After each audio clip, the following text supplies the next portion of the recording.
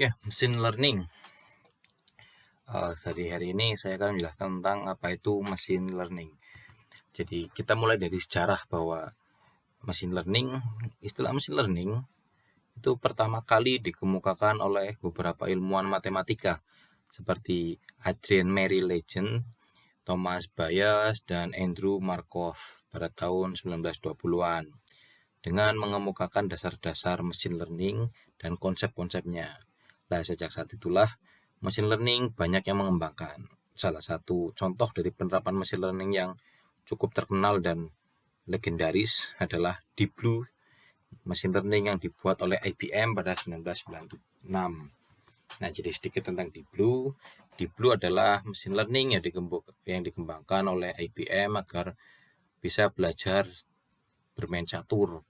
Nah, pada 1996, Deep Blue ini diuji coba ditandingkan melawan juara dunia Garry Kasparov, dan pada saat itu Deep Blue kalah sampai Garry Kasparov itu menyatakan sebuah ungkapan yang terkenal, yaitu bahwa sepintar-pintarnya mesin itu lebih pintar otak manusia. Nah, kemudian IBM merevisi dan pada tahun 97 Deep Blue kembali ditandingkan melawan Garry Kasparov dan mengejutkan dunia bahwa untuk pertama kalinya Garry Kasparov kalah oleh sebuah mesin pada tanggal 11 Mei 97 pada game ke-6. Dan kekalahan ini adalah kekalahan pertama sepanjang karir seorang Garry Kasparov setelah dia berhasil 12 kali berturut-turut juara dunia catur. Nah, ini adalah foto saat pertandingan tahun 97 itu, di mana sebelah kiri ini adalah Garry Kasparov, sebelah kanan ini adalah operator IBM yang sedang mengoperasikan mesin learning Deep Blue.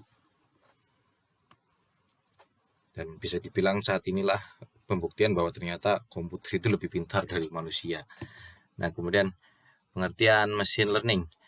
Masuk lagi kita ke mesin learning, bahwa mesin learning adalah mesin yang dikembangkan untuk bisa belajar dengan sendirinya tanpa arahan dari penggunanya.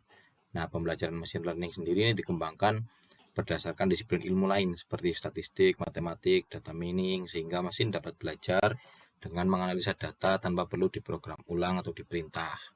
Jadi tujuan utama mesin learning adalah bagaimana mesin itu tidak selalu diprogram, tapi dia bisa bekerja terus-menerus berjalan dan semakin membaik dengan belajar dari pengalaman yang sudah ada. Nah, ilustrasinya adalah seperti ini, bahwa jika manusia itu mendapatkan ilmu, mendapat pengetahuan dari pengalaman dia dari bayi, anak kecil, remaja hingga dewasa. Nah, sedangkan komputer atau mesin, dia hanyalah mendapat instruksi, mendapat perintah melalui coding. Jadi mesin itu hanya bisa menjalankan instruksi tanpa bisa belajar.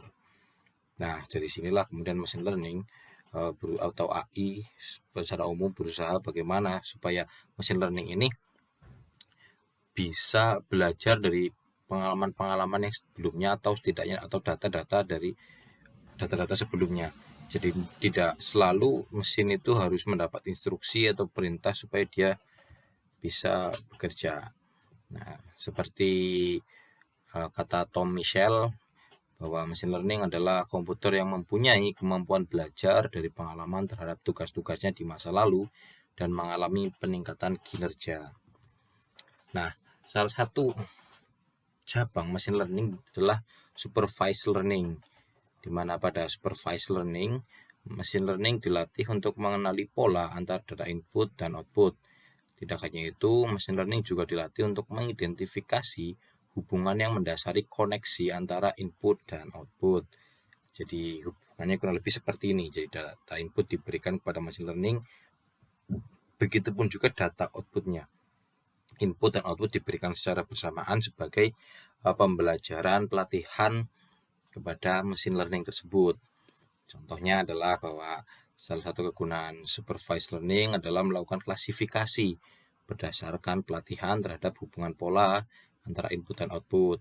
Misalkan kita buat contoh sebuah mesin learning dirancang untuk membedakan gambar kucing dan anjing, di mana data input yang diberikan adalah foto-foto dari masing-masing hewan tersebut. Nah, misalkan seperti ini, data diberikan sebuah foto yang menunjukkan gambar kucing dan diinputkan ke dalam mesin learning dan diberi output bahwa ini adalah kucing. Jadi mesin learning dikasih tahu bahwa gambar seperti ini adalah kucing. Kemudian selanjutnya diberi gambar kedua bahwa gambar seperti ini dia adalah anjing. Gambar seperti ini dia adalah anjing. Gambar seperti ini adalah kucing.